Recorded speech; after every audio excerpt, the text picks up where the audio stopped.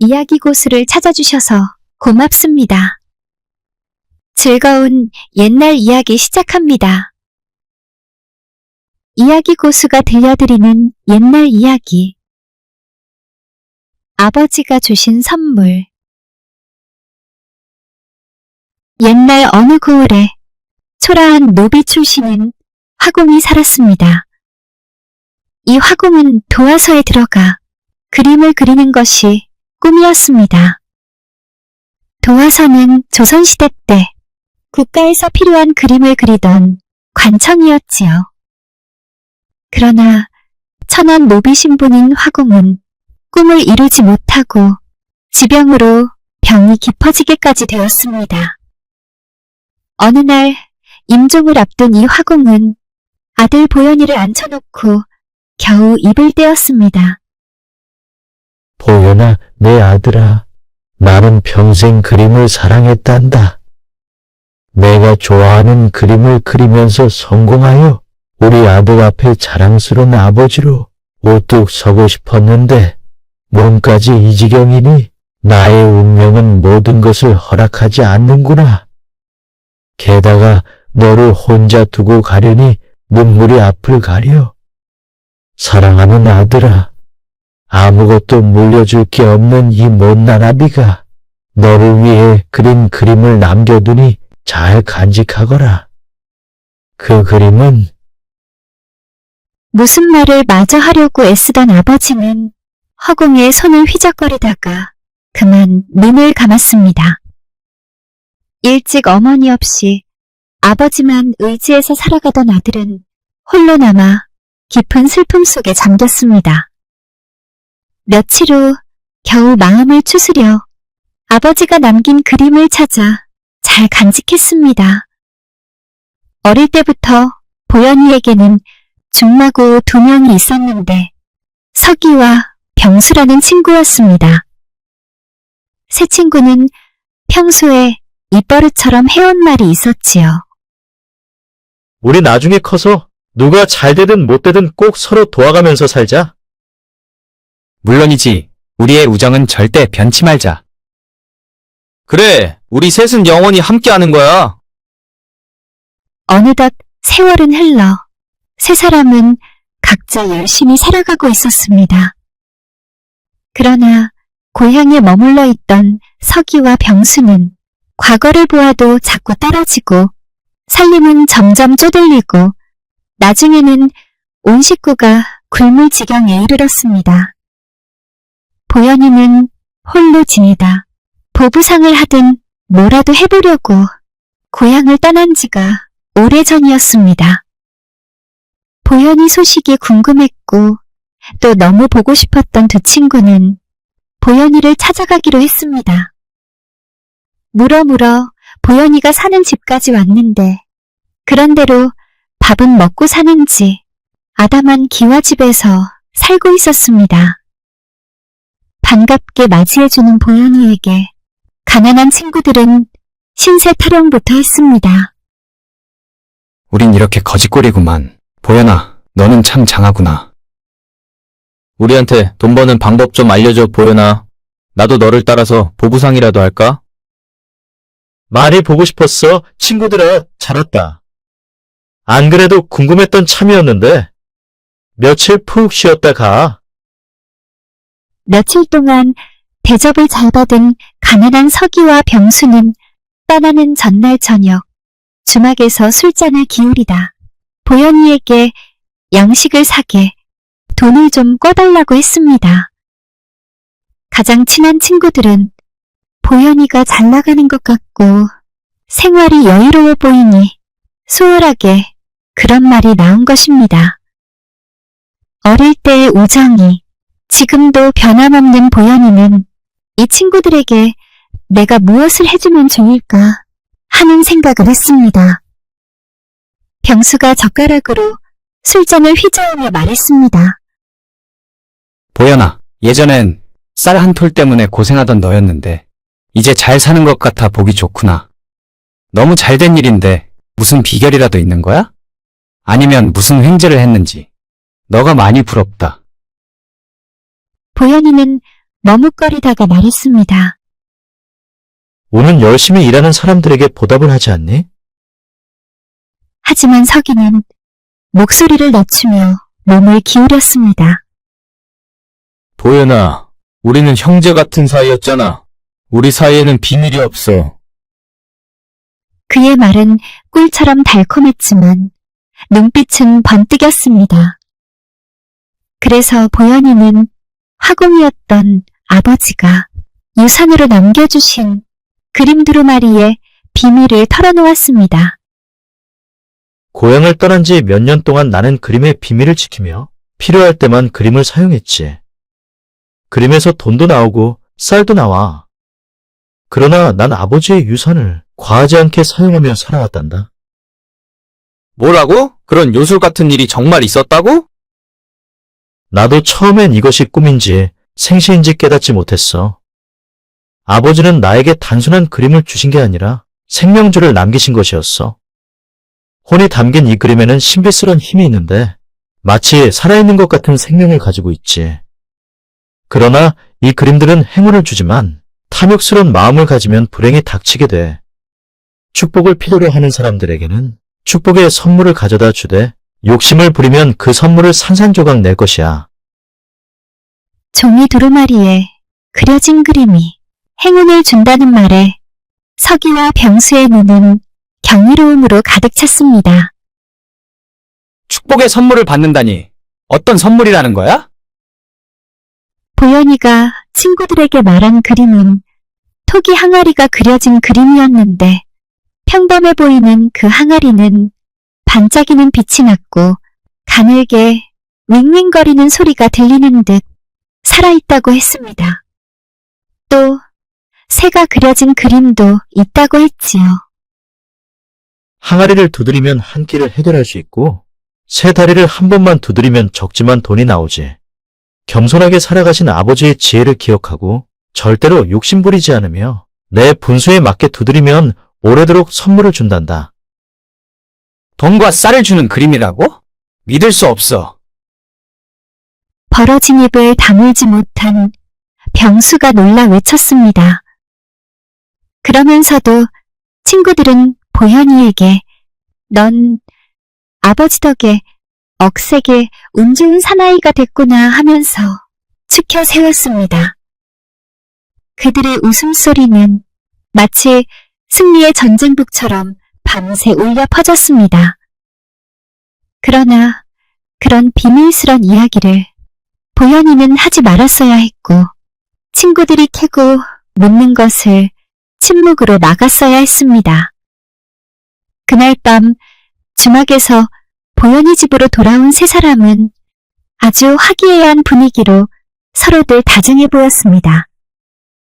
보현이가 행운을 얻었다며 친구들이 처음엔 소소한 부탁만 했습니다. 보현아, 내 주머니가 비어있으니 새의 다리를 두드려 엽전 몇 개를 선물 받고 싶구나? 보현아, 난 배가 고플 때 따뜻한 밥을 먹고 싶어. 항아리를 두드려 쌀을 가져가고 싶구나. 보현이는 친구들이 안쓰러워 보여 그렇게 해주겠노라 하면서 자랑스럽게 으쓱거렸습니다. 보현이는 이것으로 인해 친구들과의 우정이 더 돈독해질 것이라 여겼지요. 하지만 곧 친구들의 부탁은 강한 요구로 바뀌었습니다. 서기가 눈이 동그래져서 말했습니다. 보현아, 왜 엽전이 몇 개 나오다 말고 멈추지? 이 주머니에 가득 차게 쌓아놓고 살아도 되지 않아? 그러게 말야, 보현아. 겨우 한 끼니 먹을 것보다 한 가마니를 쌓아놓고 먹고 남으면 팔 수도 있는데 왜 한 끼만 먹고 말어? 친구들아, 이 그림은 탐욕을 위해 그려진 것이 아니라고 내가 말했잖아. 그들은 보현이의 대답을 듣는 둥, 마는 둥 받아들이지 않았습니다. 친구들과 헤어진 후 며칠이 지났습니다. 어느 날 보현이가 집에 돌아와 보니 다락문이 부서져서 열려 있었습니다. 당연히 그림들이 없어졌지요. 이 그림의 비밀을 알고 있는 사람은 내 친구 석이와 병수밖에 없는데 어찌 된 거지? 제발 얘들아, 그 그림에 손을 대면 안 돼. 보현이는 먼 길에 있는 친구의 집으로 달려가면서 가슴이 계속 두근거렸습니다.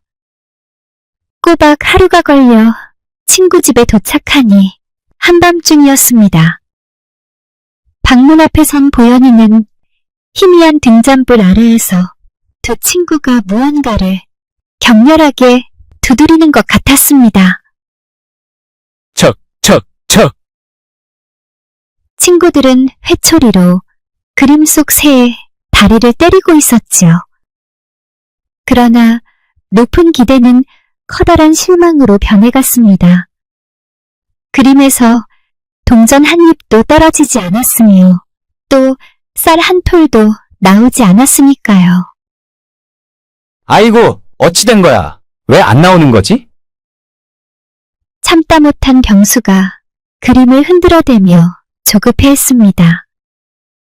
그러다 제정신이 돌아왔는지 두 친구는 갑자기 후회스런 눈물을 닭똥처럼 흘렸습니다.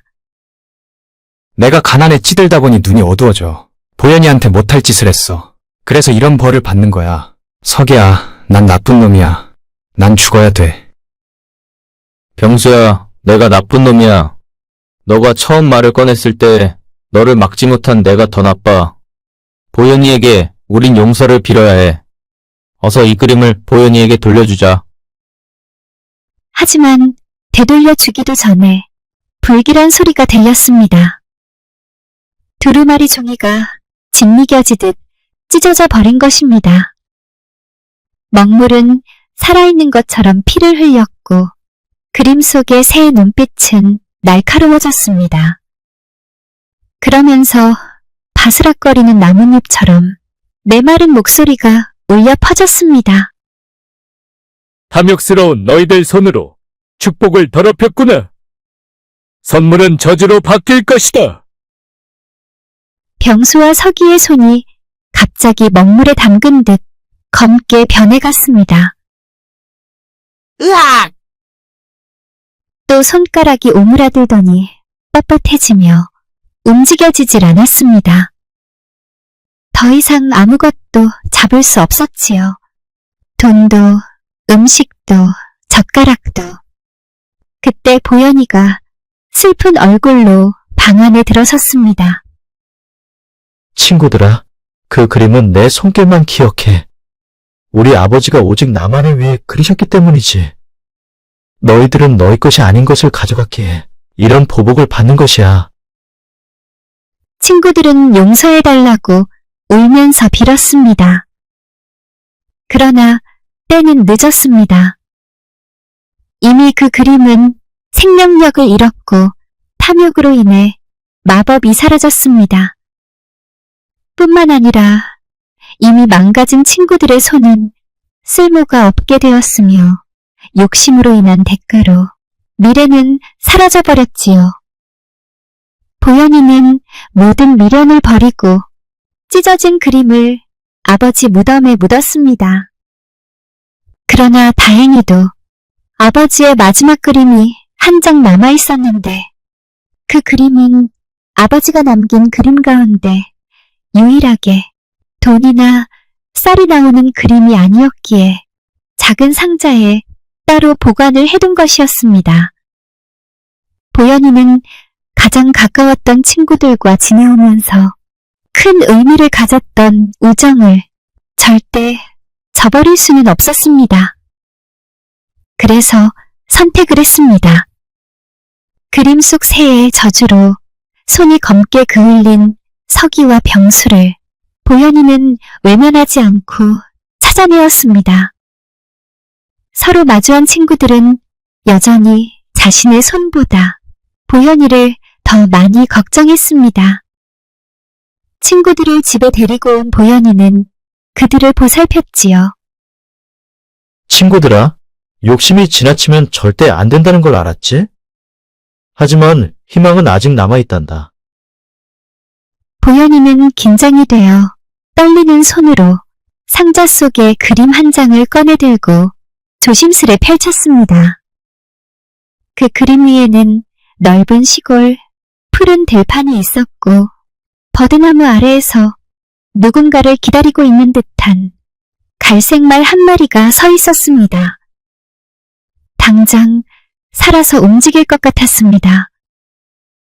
이 그림은 우리를 부르고 있어. 친구들아, 어서 저 갈색 말을 타러 가자. 눈을 크게 뜬 그들은 비장한 얼굴로 서로를 쳐다보았습니다. 이내 그들은 아무것도 남기지 않은 채 재산도 미련도 없이 서로의 손을 잡고 그림 앞에 섰습니다. 동시에 세 사람이 그림 위로 발을 얹자마자 순간 그 그림은 자석같이 그들의 몸을 잡아 끌었습니다. 시원한 바람이 그들의 얼굴을 스치더니 신선한 풀냄새와 탁 트인 들판의 향기가 코 속으로 들어왔습니다. 세 사람은 어느새 말 등에 올라탄 채 말굽비를 단단히 쥐고는 말의 목을 당기고 있었습니다. 그림 속의 세상이 진짜가 된 것입니다. 갈색 말은 힘차게 발을 구르며 앞으로 달렸습니다. 말 등에 있던 그들이 뒤를 돌아보자 조금 전까지 앉아 있었던 방이며 집이며 마을들이 안개처럼 사라지고 있었습니다. 보현이가 외쳤습니다. 우린 가난도 욕심도 없는 자유로운 세상에 왔어. 그리고 순간 보현이는 깨달았습니다. 아마도 아버지가 주신 가장 큰 선물은 쌀이나 돈이 아니라 다시 새롭게 시작할 수 있는 기회를 주신 것이라고요.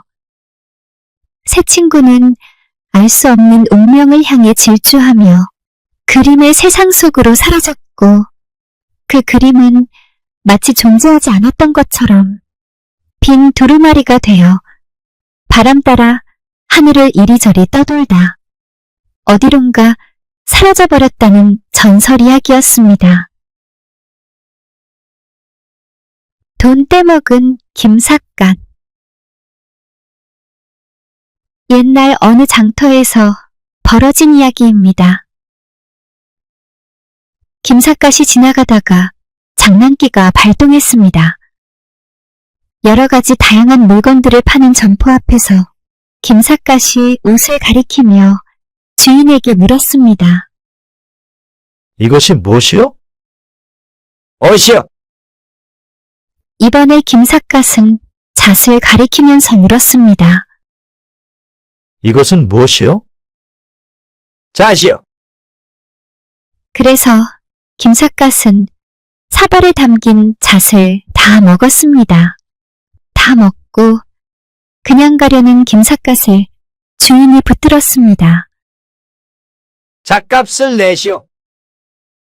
이때 김삿갓이 어이없다는 듯 말했습니다. 이보시오. 아까 나보고 오시오에서 들어왔고 또 자시오에서 먹었는데 왜 돈을 받으려고 하시오? 그러면서 김삿갓이 서둘러 갓을 가리키며 또 물었습니다. 이것은 무엇이오?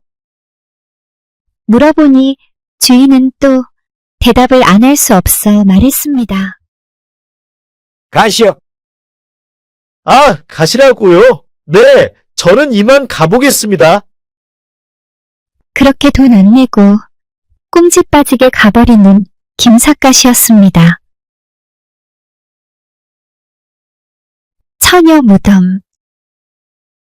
옛날 어떤 나그네가 길을 가다가 소변이 급하여 길가에서 오줌을 누웠습니다.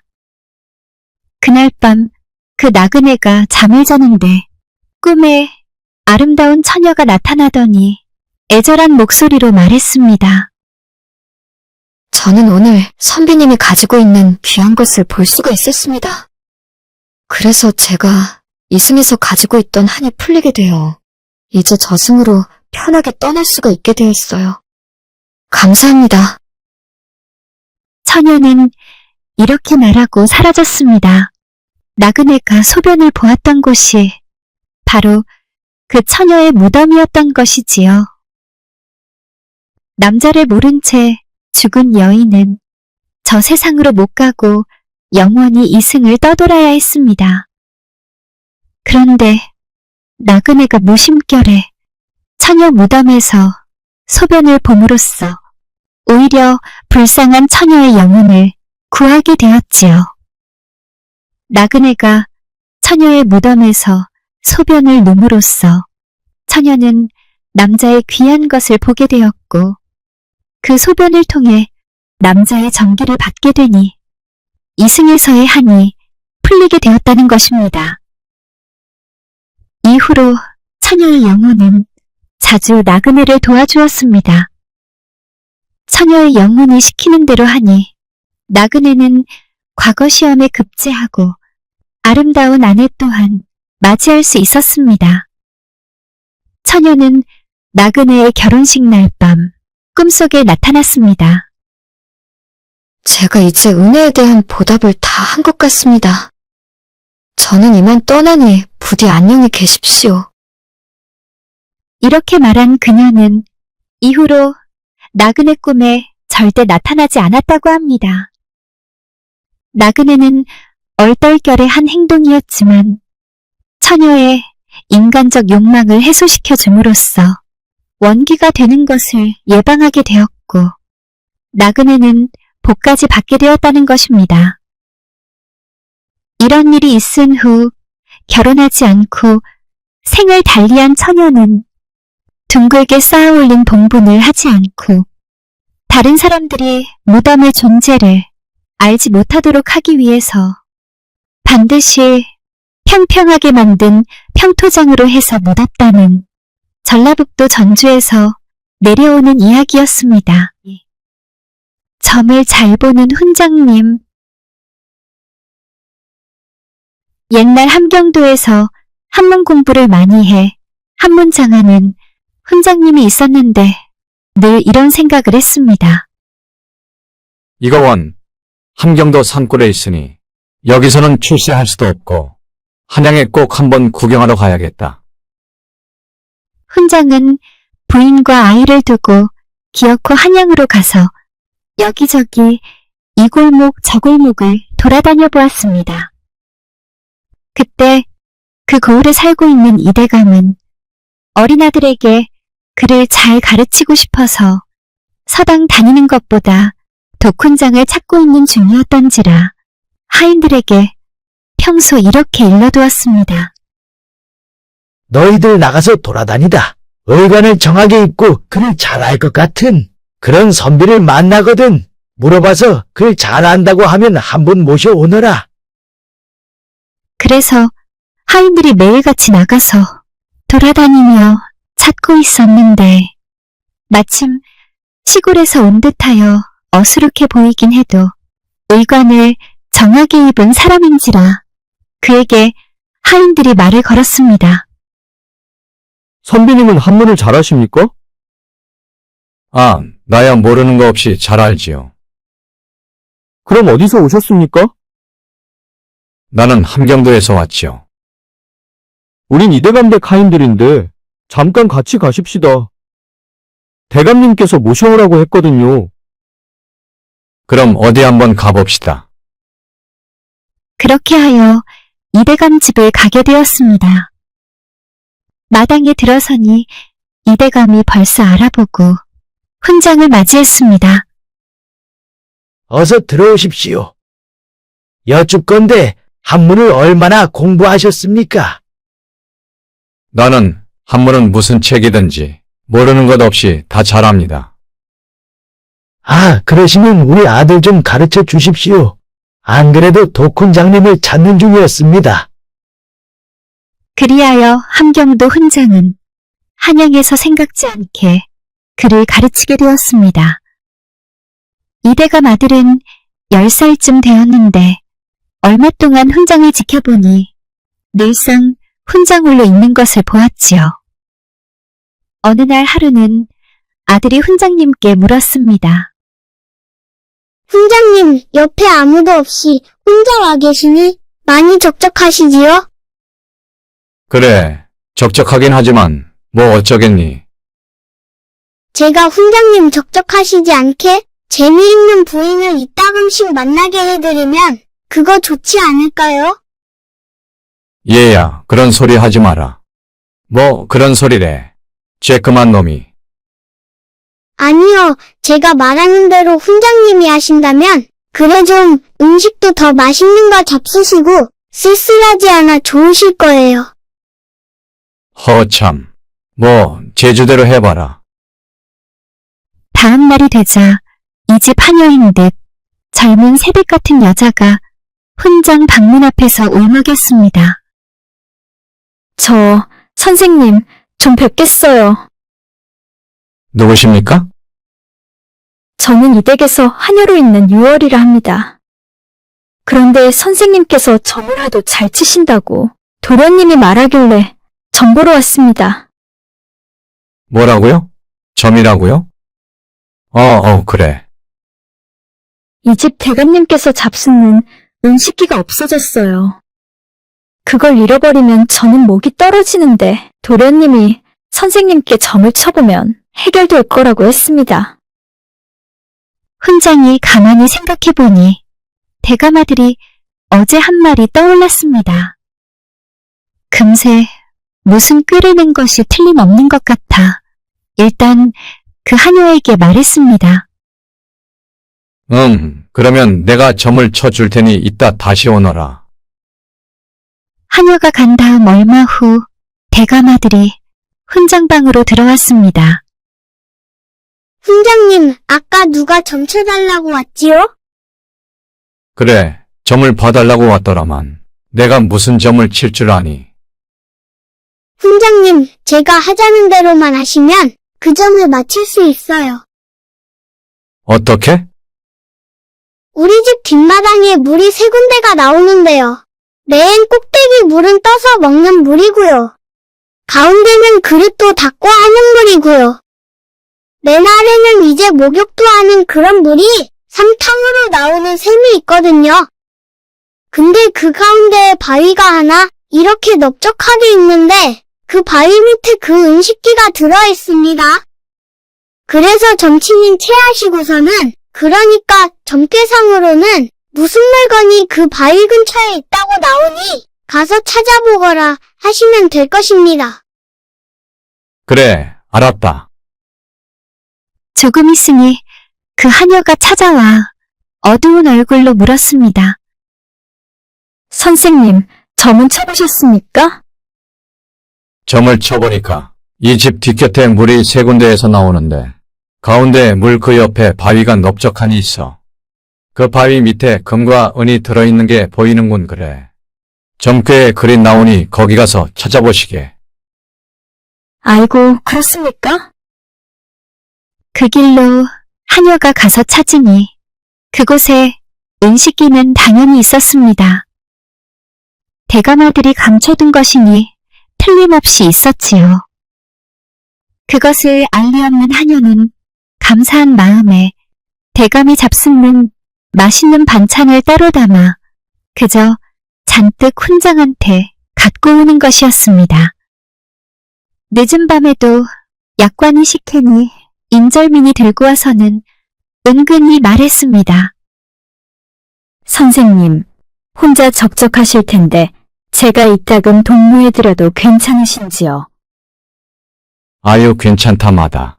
아니 너무 고맙지 뭐. 그러자 며칠에 한 번씩 그 하녀는 훈장방에서 밤새 머물다 가곤 했지요. 훈장은 무척 기뻤습니다. 참 꾀가 많은 대감아들이야. 나를 진심으로 생각해주는 거라 고맙긴 하지만 좀 나쁘끄럽구나. 또 어느 날 대감아들이 공부를 마치고 말했습니다. 훈장님, 여기에 이렇게 혼자만 와 계시면 그 먼 함경도의 가족들은 거기서 뭘 먹고 어찌 사시는지요? 음식이든 무엇든 좀 보내드려야 하지 않겠습니까? 글쎄 보내주면야 좋겠지만 내가 어찌하겠느냐. 대감님께 돈을 달라고 할 수도 없고 거리가 멀어 놓으니 어찌할 도리가 있겠니. 예, 제가 생각해 놓은 게 있으니 누가 전치러 들어오거든 무조건 이리 말하십시오. 좀 이따 오면 점을 쳐주겠다라고요. 제가 다 대드릴 테니 말입니다. 그래, 그런데 그렇게 해도 되겠느냐? 얼마 안 있으니 그 대감집 문간방에서 행랑살이하는 하인이 찾아와 물었습니다. 선생님 좀 뵙겠습니다요. 그 무슨 일이냐? 예, 제가 늦게 자식을 하나 두어 지금 젖먹이인데 글쎄 어젯밤부터 당최 잠 안 자고 울어보채니 금방 숨 넘어갈 것 같습니다요. 그런데 선생님이 점을 잘 보신다고 해서 그 점을 쳐서 살려볼까 해 왔습니다. 그래, 그럼 나가 있으면 내가 점을 쳐서 말해줄 것이다. 이따 오너라. 하인이 나간 다음 대감아들이 들어오더니 말했습니다. 다른 게 아니라 제가 그 아기 겨드랑이 밑에 옷에다가 솔잎 가시 하나를 꽂았습니다. 그러니 아기를 끌어안기만 하면 그 솔잎이 찌르니 당연히 그럴 것입니다. 그러니까 점을 치시는 척하고는 무슨 뾰족한 것이 점괘해 보이니 그것을 찾아보아라.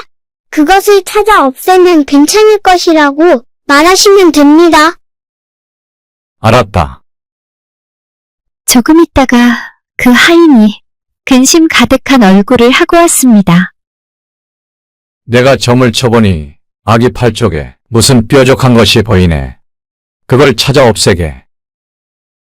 하인은 급히 집으로 돌아가 아기 옷을 벗겨보니 겨드랑이에 솔잎가시가 진짜 있어.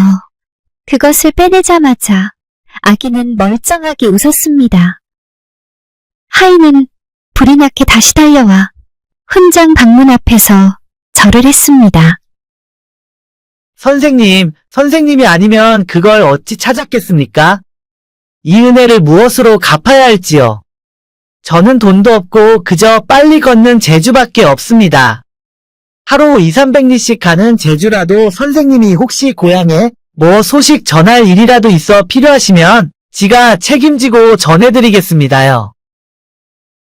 훈장은 손을 내저으며 겸손하게 말했습니다. 아, 서로 돕고 사는 거지 뭘 그러나. 아무튼 다음엔 내가 그럴 일이 있으면 부탁 한번 해보겠네. 꽤 많은 대감아들은 이 가난한 훈장님에게 어떻게 하면 돈을 좀 벌게 해드릴까 궁리했습니다. 어느 날 대감집에서 재산 관리를 하는 청지기가 있었는데 그 사람이 훈장 방문 앞으로 찾아왔습니다. 선생님 계십니까? 왜 그러나? 제가 지금 아주 큰일 날 일이 있는데 선생님이 점을 잘 치신다고 해서 찾아왔습니다. 그래, 뭐가 어떻게 되었는데 그러나? 그러니까 대감나리께서 쓰시는 탕관이 있는데 거기에 금관자, 옥관자가 달려있지요. 그런데 그 귀한 물건이 없어졌지 뭡니까? 어제 궁에 조회를 들어가시고 제가 그것을 잘 보관해 두었는데 깜쪽같이 사라진 것입니다. 대감나리가 찾으실 텐데 잃어버렸다는 걸 아시면 제 목이 떨어져 나갑니다. 선생님이 점을 잘 치신다고 해서 그게 행방이 어찌 된 건지 도적놈이 갖고 간 건지 어떻게 된 건지 제발 점을 봐주십시오. 알겠네. 나가서 이따 오면 내가 점을 쳐주겠네. 청지기가 가고 나자 대감아들이 방에 들어왔습니다. 훈장님, 그러니까 제가 그것을 가마 밑에 숨겨놓았는데요. 이렇게 말하십시오.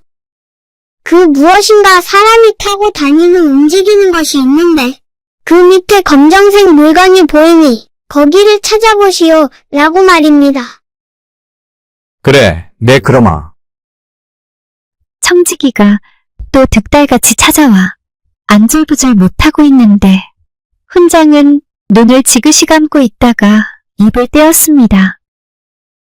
내 점괘에 나타나는 건 어두워 잘 보이지는 않네만 사람이 타고 다니며 움직이는 것 그 밑에 검은 물건이 보이네. 그것을 잘 찾아보게. 사인교라고도 하고 복유라고도 하는 대감님이 타고 다니시는 게 있는데 예, 그곳을 얼른 찾아보겠습니다. 청지기가 찾아보니 당연히 그곳에 있었지요.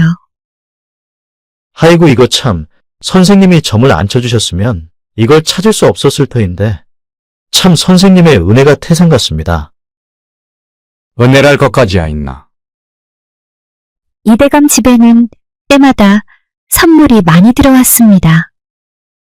토산품이라든가 비단이라든가 약초 등 별거 다 들어왔는데 그걸 청지기가 전부 관리하였지요.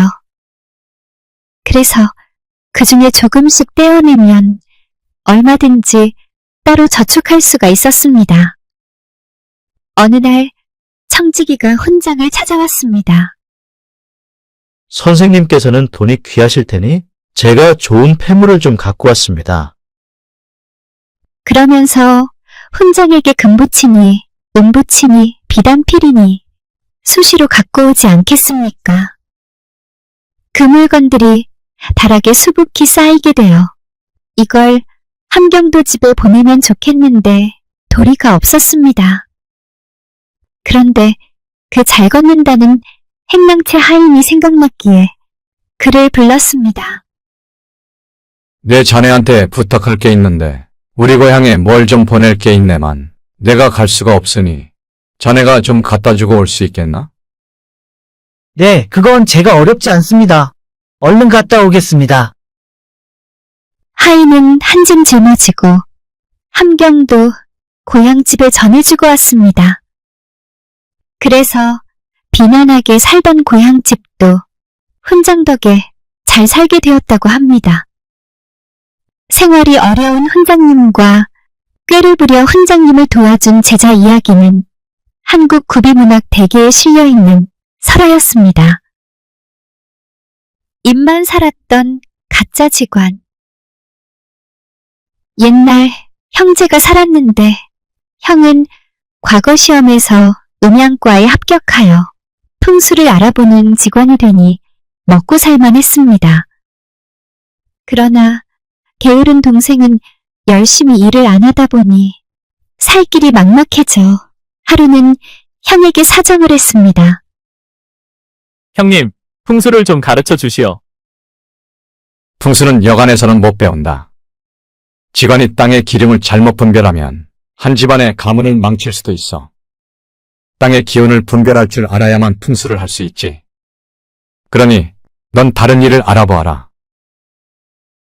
형님, 그러지 말고 좀 알려주시오. 풍수의 이치가 어떻게 되는 것인지 배우면 될 것 아니겠소? 그럼 내가 일러주는 것을 잘 들어보렴. 음택풍수는 사망한 사람의 묘지에 초점을 맞추며 그곳의 기운이 후대 운세에 영향을 준다고 믿는다. 때문에 묘지의 위치, 방향, 주변 환경 등을 신중히 고려해야 해. 묘지는 산의 남쪽에 배치하여 햇빛이 잘 들게 하면 자손들이 좋은 기운을 전해받는단다. 이때 물이 흐르는 방향에 따라 묘의 위치를 조정하면 된다. 그 묘지 주변에 흐르는 물의 방향과 속도를 살피는 데 있어서 물은 천천히 흐르는 곳을 택하는데 물의 흐름이 재물운과 연결되어 있다고 보아 느리게 흐를수록 재물이 오랫동안 유지되기에 좋다고 본다. 묘지 주변의 나무와 바위도 작용이 크지. 나무는 생명을 주고 바위는 안정감을 준단다. 이러한 음택풍수의 원리는 조상과 후손 간의 영적 연결을 의미하며 조화로운 환경이 후손의 번영을 보장한다고 본단다. 풍수에서는 인간의 흥망성쇠가 하늘과 땅에 의해 정해진다고 굳게 믿고 있지. 탈신공 개천명이라는 말이 있는데 이 말은 복이란 하루만 해도 나타나니 신이 할 바를 빼앗아 천명을 바꾼다는 뜻이란다. 즉 신의 공력을 빼앗아서 하늘의 명을 고쳐 잡아 못 사는 사람들을 구하여 준다는 것이지. 오로지 2m 남짓한 생기 있는 명당 혀를 찾아야 하는데 명당은 기맥, 즉 산줄기를 따라 내려오면서 수맥의 보호를 받고 맺혀있는 명당 혀를 찾으면 된다. 음택인 묘지를 잘 쓸 수 있게 해주는 것이 직관인 내가 할 일이나 명당을 얻는 사람도 오랜 적선을 통하여 명당을 선택받는 것이라고 여긴단다.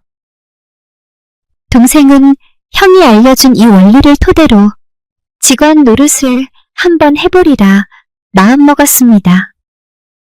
하루는 형이 집을 비우자 동생은 형이 풍수를 알아볼 때 갖고 다니며 사용하는 윤도를 허리에 차고 집을 나섰습니다. 하루 종일 풍수일을 찾아다녔으나 맷자리를 잡아달라는 사람은 한 사람도 없었습니다. 날은 저물고 배는 고프고 돈 한 푼 없지만 주막에 들어간 동생은 자신을 직원이라고 소개하였습니다. 그러면서 주모에게 부탁을 하나 했지요. 주모, 내가 지금 노잣돈이 다 떨어졌으니 음식과 숙박비를 외상으로 해주시면 며칠 후에 돈을 갚겠소. 그럼 마침 이 동네 만석권 부자가 지금 상을 당해서 풍수가 수십 명이 와 있다고 합디다. 그 집에 찾아가 보시오. 주모가 가르쳐준 집으로 가보니 대궐이 따로 없었습니다. 사랑방에는 이미 10여 명의 풍수가가 둘러앉아 있었고 부자대감 앞에 앉은 풍수쟁이들은 서로 무슨 산에 무슨 혈이 있으며 자는 청룡이고 우는 백호라 하며 시끄럽게 이야기를 하고 있었는데 이제 동생이 의견을 말할 차례가 되자 자중은 귀를 기울이며 조용해졌습니다. 동생은 당당하게 배짱 좋은 목소리로 말했습니다. 당신들은 땅의 이치를 아십니까? 직원이란 자고로 산에 정기며 땅의 순리를 먼저 알아야 할 것입니다. 음택풍수는 사망한 사람의 묘지에 초점을 맞추며 그곳의 기운이 후대 운세에 영향을 준다고 믿지요. 때문에 묘지의 위치, 방향, 주변 환경 등을 신중히 고려해야 합니다. 우선 햇빛이 잘 드는 산의 남쪽에 묘지를 배치하면 후손에게 좋은 양의 기운을 전합니다. 또한 물이 흐르는 방향에 따라 묘의 위치를 조정하는 것이 좋은데 묘지 주변에 물이 어디에 위치하고 어떻게 흐르는지가 매우 중요하지요. 물은 천천히 흐르는 곳이 좋습니다. 물의 흐름이 재물운과 연결되어 있다고 보아 느리게 흐를수록 재물이 오랫동안 유지된다는 것은 아시는지요? 묘지 주변의 나무와 바위도 작용이 큰데 나무는 생명을, 바위는 안정감을 나타내지요.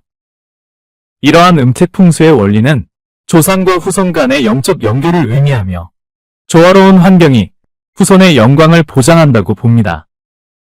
그리고 명당의 땅은 자고로 놓은 소의 모양이나 소의 뱃속 모양을 닮은 지형이라야 합니다.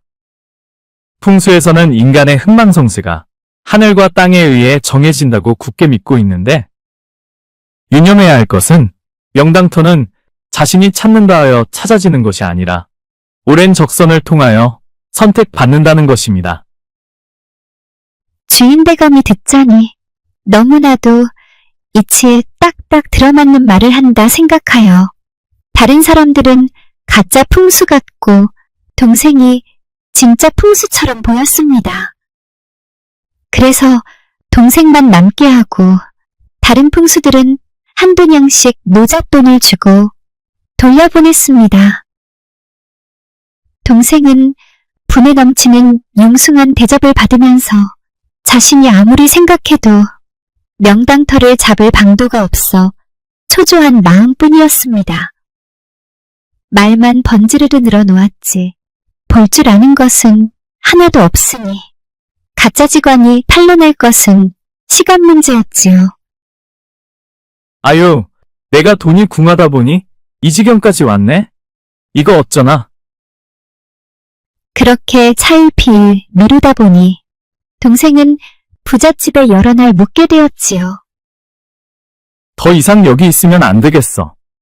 산으로 맷자리 찾으러 가자고 하고서는 그 길로 도망쳐야지. 이렇게 결심을 한 동생이 주인 대감에게 산에 가자고 하니 대감은 명당을 잡아주는 줄 알고 술과 음식을 갖고 따라 나섰습니다. 명당이 어딘지 모르겠던 동생은 그저 도망가기 좋은 쪽으로만 돌아다녔습니다. 해가 서산으로 기울며 날이 어둑어둑해지자 동생은 이때다 싶어 죽기 살기로 도망을 쳤습니다.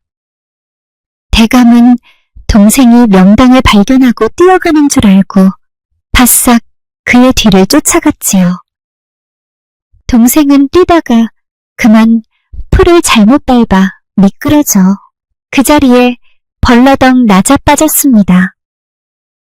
아이쿠야! 아이고, 명당 자리를 드디어 찾았나 보네. 대감이 쫓아와 더 이상 도망갈 곳이 없어 꼼짝없이 붙잡히게 되자 동생은 냅다 아무데나 한 곳을 가리키며 말했습니다.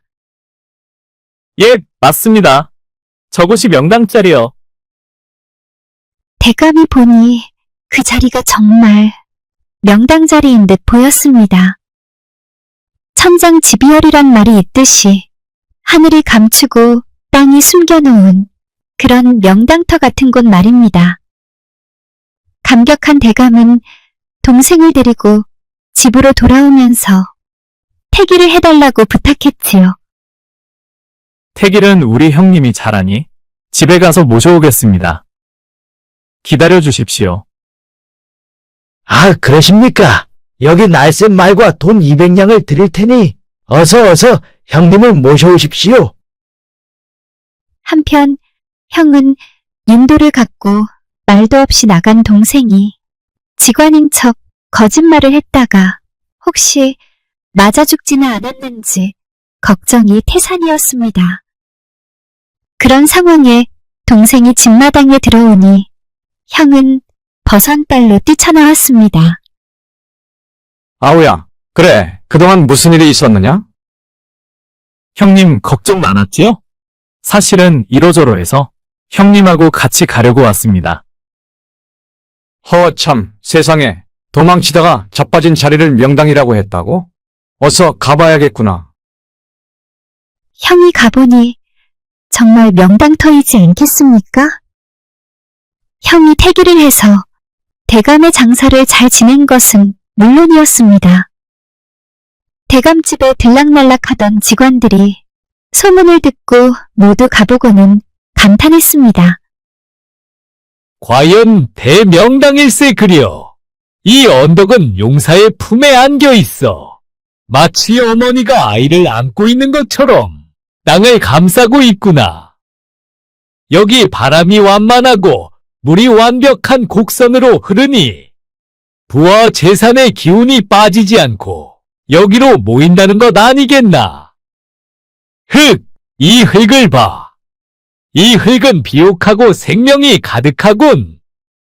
조상이 여기 있으면 그들의 영혼이 번성하여 끝없는 영광으로 자손을 축복할 거야. 대감의 후한 답례로 형제는 부자가 되었습니다. 그러나 직원이 명당을 잡았다기보다는 대감이 직원들을 모으고 지극정성으로 명당을 찾고자 노력하였고 평소에 적선을 꾸준히 행하여 어려운 사람들을 많이 도와왔기에 명당을 얻게 된 것입니다. 지금도 복과 덕이 있어야 명당을 구할 수 있지. 아무리 명당터를 잘 볼 줄 안다 해도 찾아내기는 어렵다고 합니다. 풍수를 전혀 모르는 가짜 직원이 진짜 직원인 것처럼 행세를 하여 우연찮게 대명당을 잡았다는 전설 이야기였습니다. 이야기 고수가 들려드리는 옛날 이야기. 새색시의 첫날 밤. 옛날에 가난한 총각이 살고 있었습니다. 옷도 꾀질죄하고 고지식한 쑥맥인지라 마을의 또래 친구들에게 따돌림과 놀림을 당하곤 했습니다. 그런 총각이 어찌하다 보니 이웃마을 처녀에게 늦장가를 들게 되었는데 마을 친구들에게는 화제거리가 되었습니다. 쑥맥인 녀석이 첫날 밤에 신부에게 말이나 제대로 붙일 수 있겠어? 이 숫기 없는 총각이 너무 부끄러움을 타 첫날 밤에 신부에게 말 한마디 못 붙일 것이라고 다들 장담했습니다. 그래서 마을 친구들은 숫기 없는 이 친구가 만일 첫날 밤에 신부가 먼저 말을 하게 만든다면 송아지 한 마리를 살림 미천으로 주겠노라 하며 내기를 걸었지요. 혼례식이 끝난 후 드디어 첫날 밤이 되자 신랑 신부는 방 안에 들어갔습니다.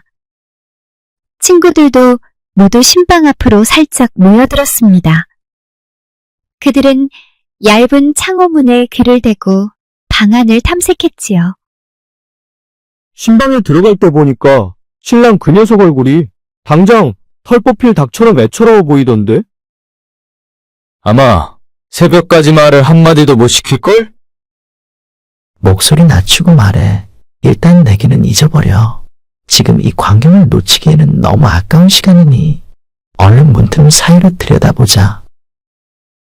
아니나 다를까 친구들의 예상대로 신랑은 잔뜩 긴장하여 기절할 것 같은 표정으로 이불 가장자리에 뻣뻣하게 앉아 있었습니다. 신부 또한 신랑이 말을 걸지 않으니 말을 먼저 할 수가 없었지요. 첫날부터 여자가 나댄다고 할까봐 말입니다. 한참 동안 신방에는 쭈그리고 앉은 두 사람 사이에 무거운 침묵만이 흘렀고 신방 밖에서는 내기를 건 친구들이 수군대며 자기들이 이길 것이라며 즐거워하고 있었습니다. 시간은 자꾸 흘러가는데 무슨 말부터 해야 할지를 모르겠는 신랑은 어떻게 신부가 먼저 말을 하게 만들까 하고 곰곰이 생각했습니다. 옳거니. 생각 끝에 신랑은 옆에 놓여진 촛대 쪽으로 머리를 가까이 들이밀며 촛불에 닿을 듯 말 듯 위태롭게 서서히 머리를 기울여 보았습니다. 잘못하면 머리털이 홀랑 탈 지경인 듯 보였지요. 이렇게 되자 답답한 신부가 다급하게 말을 먼저 꺼냈습니다. 머리카락. 방 밖에 있던 친구들은 드디어 신부가 먼저 말하는 소리를 듣게 되었습니다. 새신랑이 신부에게 말을 시켰으니 그래도 숙맥은 면했네. 약속대로 우리가 송아지를 주게 생겼어. 잠시 후 방 안에서 또 새색 씨의 목소리가 들려왔기에 친구들은 귀를 쫑긋하고 기울였습니다. 서방님은 무슨 문제가 있으십니까? 신랑은 얼굴이 달아오르며 목을 가다듬고 더듬거리며 말했습니다. 모르겠어, 전부. 난 제대로 된 첫날 밤을 치르는 법을 모르겠단 말이오. 잘못 말하면 바보 같을까봐 어쩌지를 못하겠소. 신부는 픽 하고 웃음이 나왔습니다. 또한 신부는 문 밖에서 그림자가 움직이며 낮은 목소리가 아까부터 나는 것을 알고 있었지요. 신부는 장난기가 있는 눈으로 말했습니다. 그러면 서방님, 문 밖의 그림자 친구들에게 물어보시겠어요? 첫날 밤을 제대로 보내는 방법을 알려달라고 말입니다. 아니요, 내가 오라고 한 거 아닌데. 미안하오. 아무도 우리를 엿보게 하지 않겠소. 헌데 친구분들이 궁금한 게 있는 모양입니다. 들어오시게 하여 뭐라도 대접을 할까요? 그러자 방문 밖에 있던 친구들이 이런 이야기 소리를 듣고는 그만 얼어붙었습니다. 눈이 휘둥그레진 한 친구가 속삭였습니다.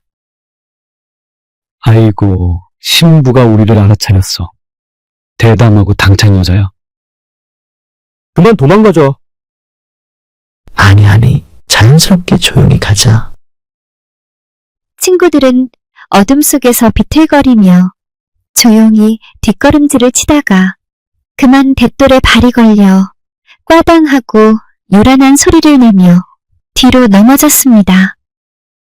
한 친구가 넘어가자 무더기로 같이 굴렀지요.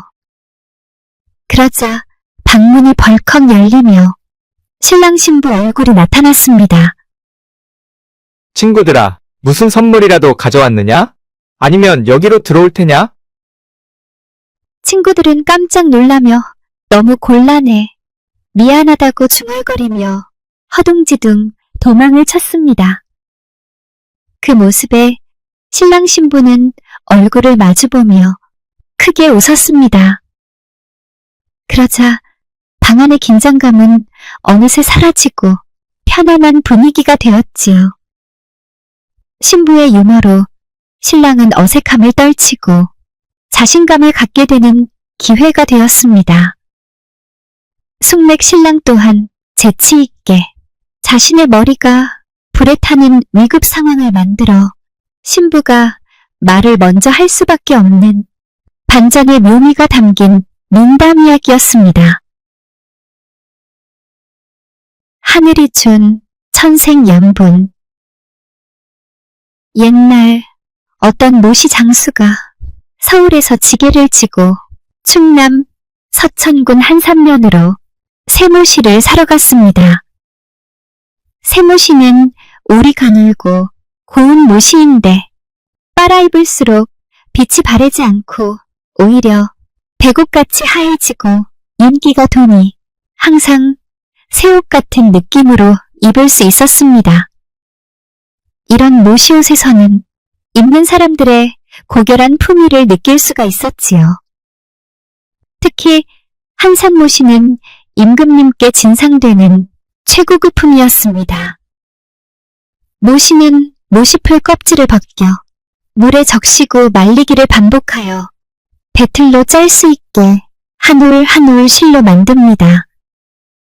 촉감은 시원하고 깔깔하니 빨리 말라 여름철 옷감으로는 최고였습니다. 오늘 모시장수는 그렇게 귀하고 값진 모시를 한산장에서 구입해 지게에 짊어지고 다시 서울로 올라가는 길이었는데 갑자기 소나기를 만나게 되었습니다. 이거 이 비싼 모시가 다 젖겠네. 큰일이구나. 관촉사 절을 지나다 곤경에 처한 모시장수가 비를 피해 은진미륵이 있는 곳에 가서 지게를 받쳐놓고 모시가 젖지 않게 하려고 애썼습니다. 매우 큰 석불상 은진미륵의 모습은 이마가 좁고 턱은 넓은 삼각형이며 눈은 옆으로 길게 있고 입은 한일자로 굳게 담은 모습을 하고 있었습니다. 억세게 쏟아붓던 소나기가 드디어 그치고 언제 그랬냐는 듯이 햇빛이 쨍쨍 났습니다. 그러나 소나기에 푹 젖은 모시를 바라보며 모시장수는 절망을 했습니다. 아, 그리 애써서 비를 피한다고 했건만. 역시 이렇게 다 젖어버렸네. 고민하다가 좋은 생각이 떠올랐습니다. 그래, 모시를 잘 펴서 미륵불님에게 입혀놓으면 좋겠구나. 아이고, 미륵불님이 이렇게 모시옷을 입으시니 훨씬 멋져 보이시네.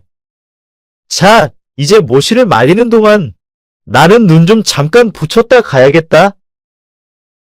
모시장수는 은진미륵에 기대어 스르르 잠들었는데 꿈속에서 미륵불이 나타나며 인자한 목소리로 말했습니다. 내가 수백 년 동안 이렇게 헐벗고 살았는데 너가 와서 옷을 입혀주니 고맙구나.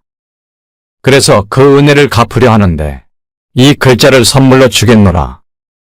떨어질 낙, 붙을 보. 이 두 글자를 꼭 기억해 유용하게 사용하여라.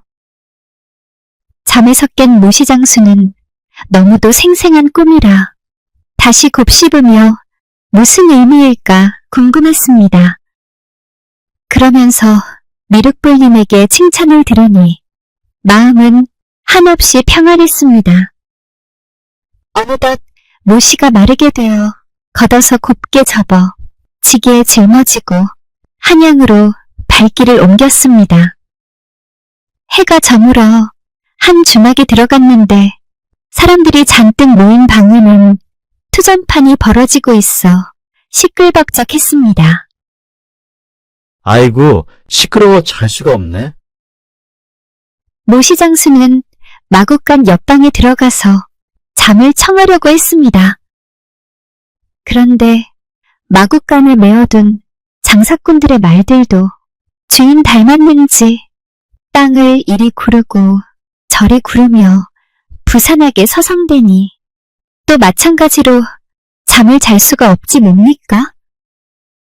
그때 꿈속에서 미륵불님이 선물로 준 두 글자 중에 붙을 붙자가 생각이 나서 모시장수는 말들을 향해 쳐다보며 주문을 한번 외쳐보았습니다. 붙을 부? 그러자마자 말들의 발이 땅에 즉시 붙어버렸습니다. 그러니 더 이상 시끄러운 소리는 나지 않았지요. 이렇게 되는 거구나? 그 꿈이 진짜 신기하다. 감사합니다요, 미륵불님. 그래서 모시장수는 편안히 잠을 잘 수가 있었습니다. 다음 날 아침이 되자 장사꾼들이 말에 짐을 싣고 떠나려고 하는데 말들이 움직이지를 않자 실랑이가 벌어졌습니다. 다리가 땅에 박힌 것처럼 꼼짝하지 않는 말들 앞에서 장사꾼들은 오도 가도 못하고 속수무책이었지요. 그들은 주위 사람들에게 하소연을 했습니다. 말을 움직이게만 해준다면 그 사람에게 후한 사례금을 주겠소. 옆에서 듣고 있던 모시장수가 슥 나섰습니다. 말들이 아마 일하기가 싫은 모양이군? 내가 한번 움직여보겠소. 이놈들아, 주인 따라 어서 가야지. 모시장수는 말의 다리를 어루만지면서 말들을 쳐다보고 작은 소리로 주문을 읊었습니다. 떨어질 락. 그러자 말발굽이 땅에서 떼어지니 그동안 갑갑했던 말들이 펄쩍 뛰어오르며 히히힝거렸습니다. 장사꾼들은 모두 소리를 지르며 박수를 쳤지요. 이야, 고맙소이다. 대단한 능력이요. 오도 가도 못하고 하마터면 큰일 날 뻔했네. 장사꾼들은 모시장수를 은인으로 여기며 큰 보상을 했는데 모시장수가 세어보니 자기 지게에 있는 모시값보다도 더 많은 돈이었습니다. 모시와 장사꾼들에게 받은 엽장까지 지게에 짊어지니 묵직했습니다. 다시 발걸음을 재촉해 울창한 숲길을 지나는데 한 무리의 산적들을 만났습니다. 섞어라. 당장 내 지게에 있는 걸 다 넘겨라. 모시장수 앞을 여러 명의 산적들이 가로막자 모시장수는 꼼짝없이 당할 처지가 되었습니다. 지게를 내리는 척 하다가 산적의 얼굴을 보며 읊조렸지요. 붙을 부. 그랬더니 당장 산적들의 발은 땅에 뿌리를 내린 것 같이 굳어버렸습니다. 팔은 허우적댔지만 다리를 움직일 수 없게 되자 산적들은 덜컥 겁이 났습니다. 이게 어찌 된 일이냐? 죽을 상을 한 산적들은 땅에 박혀버린 발을 아무리 때려 해도 소용없자 곧 모시장수가 무슨 조화를 부린 것이라고 눈치채고는 울부짖었습니다. 아이고, 제가 사람을 잘못 봤습니다. 제발 우리를 놓아주세요. 잘못했으니 용서해 주십시오. 당신들이 절대로 길을 막지 않고 사람을 해치지 않겠다고 맹세한다면 풀어주겠소. 도적들은 미친 듯이 고개를 끄덕였습니다. 그러자 모시장수는 산적들을 향해 또 읊조렸지요. 떨어질 락. 이 소리가 나자마자 발이 자유로워진 도적들은 겁에 질려 뒤도 안 보고 도망쳤습니다. 미륵불님이 주신 능력을 발휘해 구사일생으로 살아난 모시장수는 다시 부지런히 산길을 지나 어느 마을이 보이는 곳에 당도했습니다. 동네에 들어서니 마침 떠들썩하게 혼례를 치르는 초가집이 나타났습니다. 출출한데 저 잔치집에 가서 국수나 한 그릇 얻어먹고 가야겠다. 마침 신부가 초례를 치르러 나오고 있었고 신랑은 말에서 내려 걸어오고 있었습니다. 구경 온 많은 사람들 사이로 모시장수도 쳐다보고 있었는데 등 뒤에 있는 아낙네들의 말소리가 들려왔습니다. 아유, 저 신랑은 좀 산다는 집안이라 해도 나이도 많고 술주정뱅이에 노름도 좋아한다고 소문이 자자하던데. 맞아. 신랑이 기생들과 어울려 다니는 걸 내 몇 번 봤잖아. 그러게 신부가 안 됐어. 신부감이야 가난해서 그렇지 이쁘고 착한데 말이야. 어쩌겠어. 팔자지 뭐. 그때 모시장수는 신부가 안쓰러운 마음이 들었습니다. 그리하여 신부의 얼굴을 쳐다보면서 주문을 읊조렸습니다. 부틀부. 그러자 신부의 발이 땅에 딱 붙어버렸습니다. 초례청에서 신부가 절을 해야 하는데 움직일 수가 없는 것이었습니다. 이를 본 신랑이 얼굴색이 새파랗게 변하며 머리를 가로저었습니다.